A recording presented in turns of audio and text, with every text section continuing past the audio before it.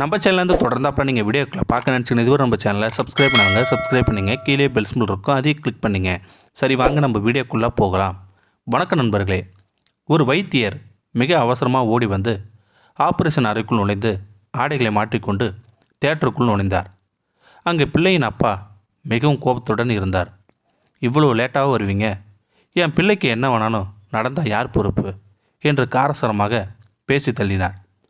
வைத்தியர் சிரித்த முகத்துடன் கூறினார், எனக்கு வைத்தியசாலையிலிருந்து கால் வந்தது.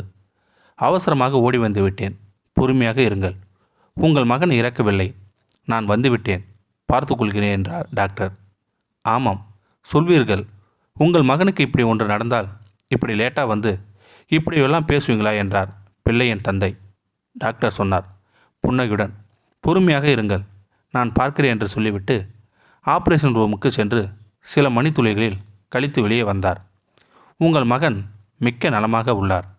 மேலே விடயங்களை நர்ஸிடம் கேட்டு தெரிஞ்சு கொள்ளுங்கள் என்று சொல்லிவிட்டு அவசரமாக புறப்பட்டு சென்றார் டாக்டர். அவ்விடம் வந்து நர்ஸிடம் தகப்பனார் பிள்ளை தொடர்பில் கேட்டுக்கொண்டிருந்தார். டாக்டர் ஏன் அவசரமாக போகிறார் என்று வினாவினார் அந்த தந்தை. நர்ஸு சொன்னார், டாக்டரின் மகன் நேற்று விபத்தில் சிக்கி உயிரிழந்து விட்டார். அவரது இறுதி காரியத்தை மயானத்தில் நடந்து கொண்டிருந்தது. அந்த நேரம் உங்கள் பிள்ளையின் நிலையை குறித்து கால் பண்ணிய போது அதை பாதியில் விட்டுவிட்டு டாக்டர் உடனே ஓடி வந்து ஆப்ரேஷன் செய்து விட்டு மீண்டும் மகனை இறுதி சடங்கிற்கு சென்று விட்டார் என நர்ஸு கூறினார். தகப்பன் தாம் ஆவேசப்பட்டது தவறு என்பதை உணர்ந்தவனாக மிகுந்த கவலையுடன் தன் மகனை பார்க்க சென்றார். இந்த கதையிலிருந்து நம்ம என்ன தெரிஞ்சுக்கிட்டோம்னா, யாரையும் வெளியில் பார்த்து இடப்படாதீங்க. அவருக்குள்ளும் உங்களை விட அதிகம் பொறுப்பும் கவலையும் இருந்திருக்கும்.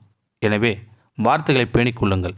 இந்த வீடியோ உங்களுக்கு பிடிச்சிருந்தா கமெண்ட் பாக்ஸில் கமெண்ட் பண்ணுங்கள். கூட உங்கள் ஃப்ரெண்ட்ஸுக்கு ஷேர் பண்ணுங்கள். இதுவரை நம்ம சேனலை சப்ஸ்கிரைப் பண்ணாங்க சப்ஸ்கிரைப் பண்ணுங்கள். கீழே பெல் சிம்பிள் இருக்கும், அதையும் கிளிக் பண்ணுங்கள். தேங்க்யூ ஃபார் வாட்சிங்.